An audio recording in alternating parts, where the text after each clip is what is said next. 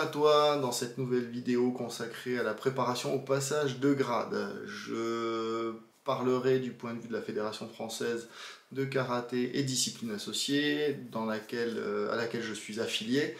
Mon club est affilié, donc voilà, selon les fédérations et les sensei, etc., il peut y avoir des différences. Donc soyons précis quant au cadre de cette vidéo. Voilà, maintenant j'aimerais bien aborder le côté passage traditionnel versus passage compétition. Si tu passes ton grade en voie compétition, tu as moins d'épreuves techniques face au jury. Par contre, tu as l'obligation de te présenter dans au moins 5 compétitions kata ou combat. Il n'y a aucun résultat à obtenir, aucun point à marquer, ce qui n'était pas le cas précédemment. Tu vas passer soit en kata après, soit en compétition combat. Tu ne peux pas cumuler les deux formes de compétition. Et on valide les 2 saisons qui précèdent ou qui suivent le passage de grade. Et à partir de ce moment-là, comme je te le disais précédemment, il n'y a pas de résultat à obtenir, mais simplement une participation. Par contre, tu es obligé de te présenter à au moins un tour. Il ne s'agit pas de s'inscrire et de ne pas venir, sinon le passage n'est pas, la compétition n'est pas validée. D'accord ? Voilà, en général, je parle vraiment en général parce qu'il n'y a pas de vérité à ce niveau-là. Ce sont des passages que les jeunes en âge favorisent, c'est-à-dire qu'ils sont de toute façon dans des formats de compétition, ils participent déjà à des tournois ou des compétitions officielles, que des compétitions officielles, hein, savoir que il s'agit des championnats et des coupes organisées par les départements, mais pas les interclubs ou ce genre de choses. Donc les jeunes sont déjà dans ce processus-là et ils passent en général en voie compétition.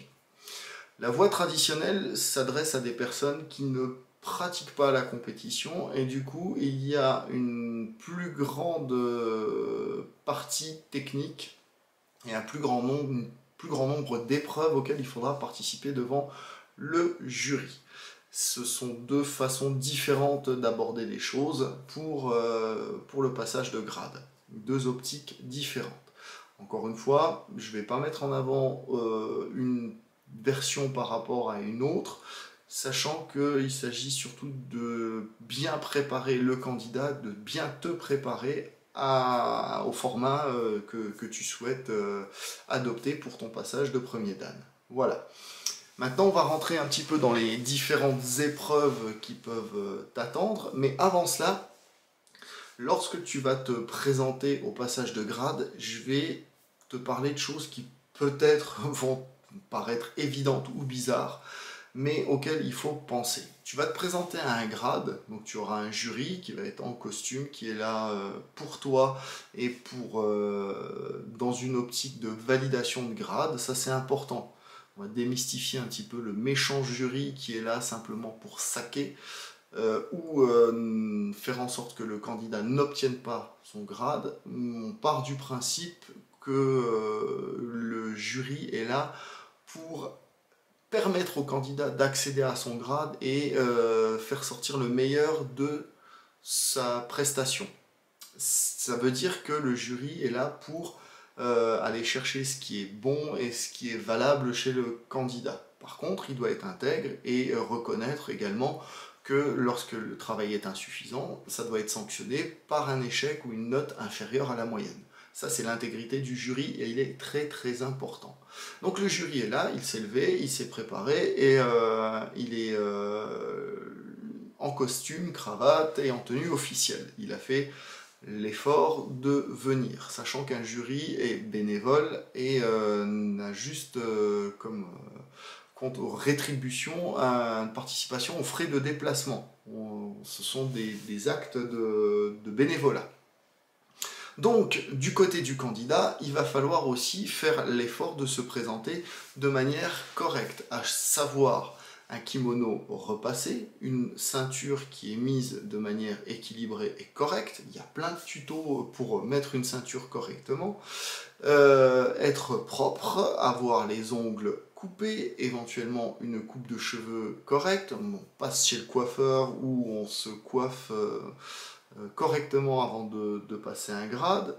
Voilà, on se met dans des conditions nécessaires. Et je le dis et je le précise parce que j'ai déjà eu des candidats qui se sont présentés comme des sacs, à savoir que leur kimono était, enfin leur gi, keikogi était mis n'importe comment, la ceinture, les deux pans de ceinture n'étaient pas équilibrés, enfin une attitude qui, dans un passage de grade, commence déjà à relever de l'étiquette, c'est-à-dire la façon correcte de présenter son grade. D'accord ? Ça aussi, je prendrai un petit temps pour vous présenter et vous parler de l'étiquette qui va avec les arts martiaux.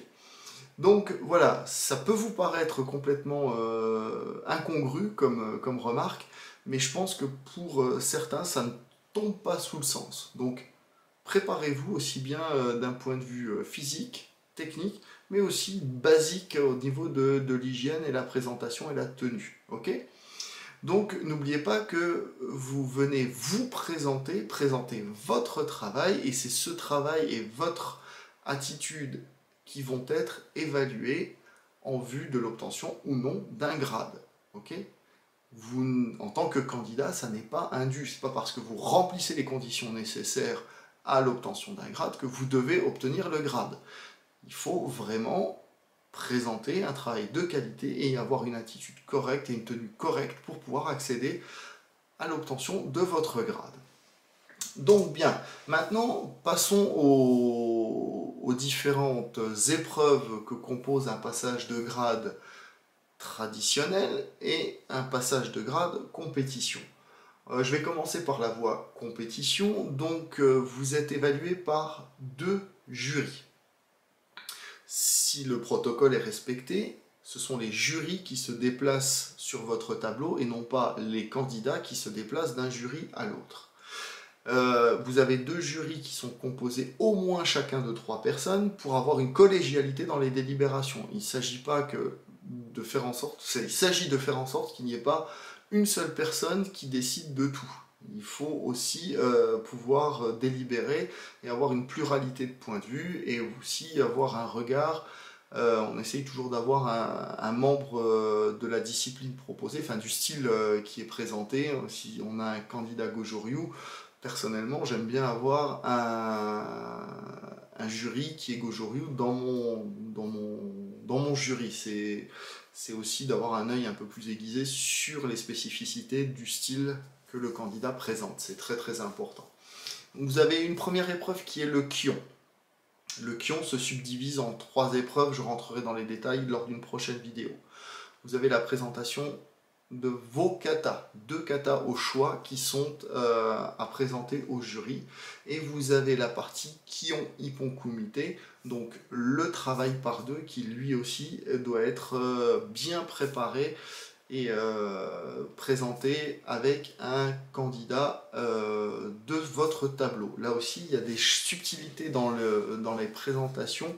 Là, je prendrai l'exemple du Kion Ippon Kumite. Le texte dit que le candidat choisit son partenaire sur son tableau. C'est-à-dire que vous êtes avec vous êtes en examen, en situation d'examen, vous êtes le candidat A. Sur votre tableau, il y a le candidat B, C, D, E et F.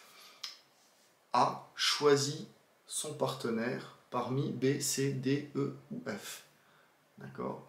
Et après, on inverse les rôles. Il faut qu'il y ait un choix, dans l'idéal mutuel, pour passer son grade. D'accord ? Là, à présent, une fois que l'ensemble de ces épreuves-là sont présentées, il y a la partie compétition qui rentre en jeu. Donc là, avec votre passeport, saison après saison, avant ou après le passage de grade, vous participez à vos manifestations, aux compétitions, soit kata, soit combat, pour valider votre passage. Ok, donc en voie traditionnelle, c'est la même modalité avec plus d'épreuves. Un jury numéro 1, un jury numéro 2, les candidats restent sur leur tableau et le jury doit bouger. Le jury numéro 1 va évaluer le kion, le kata, enfin les katas, et le bunkai, donc l'interprétation et la signification pour le candidat de son kata. Le jury numéro 2, quant à lui, va évaluer le Kyon Ippon Kumite, le Jiu Ippon Kumite, donc le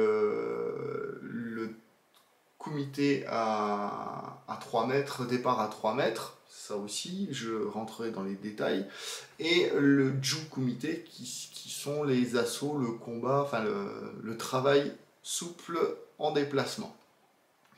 Ce que j'ai pu constater aussi, c'est qu'il y a des épreuves qui sont plutôt bien préparées dans l'ensemble et d'autres qui sont moins bien préparées. Les épreuves à deux, le Ju Kumite et le Ju Ippon Kumite, en général, sont moins bien préparés parce que le contenu est moins évident.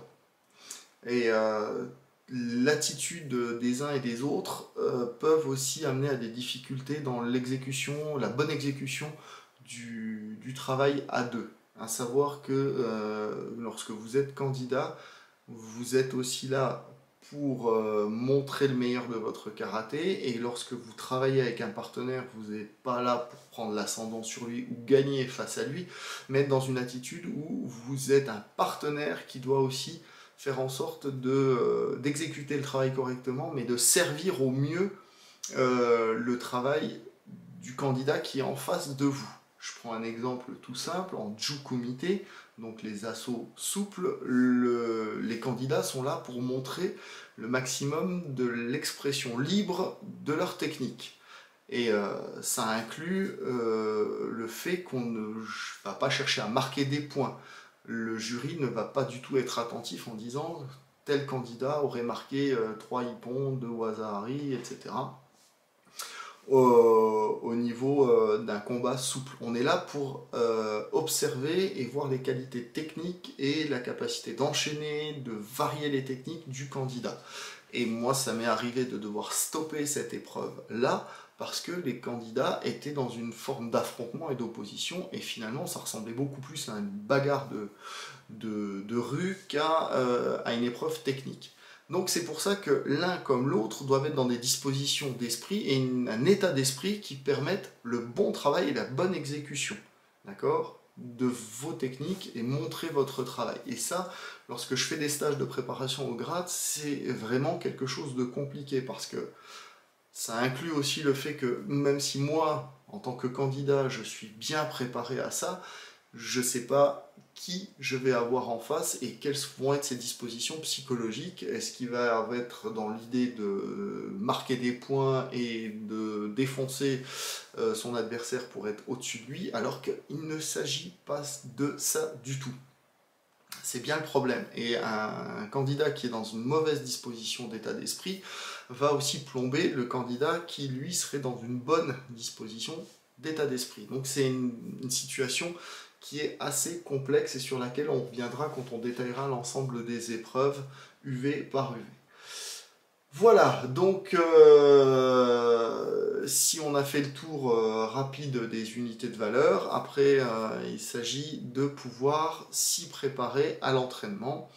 Et j'aimerais bien rentrer dans une prochaine vidéo dans l'explication de comment le passage de grade est pensé, comment les épreuves s'articulent entre elles, comment moi j'articule aussi ces épreuves pour préparer des entraînements et préparer les candidats tout en étant dans un entraînement de karaté plus ou moins quotidien et régulier pour amener les gens à se présenter lors du passage de grade et que tout se passe comme sur des roulettes, avec naturellement le facteur inconnu qui joue également son rôle, et ça aussi on s'y prépare. Voilà, et bien sur ce, je vous souhaite à tous et à toutes une bonne journée, je reste à votre disposition si vous avez des questions, des commentaires. J'attends encore une ou deux vidéos, j'ai déjà des retours et des commentaires, et puis je m'attarderai, je ferai peut-être une vidéo spéciale, entre guillemets, foire aux questions, et retour de votre part. Merci pour vos contributions et vos remarques et vos questions, et je vous dis à très bientôt. Ciao!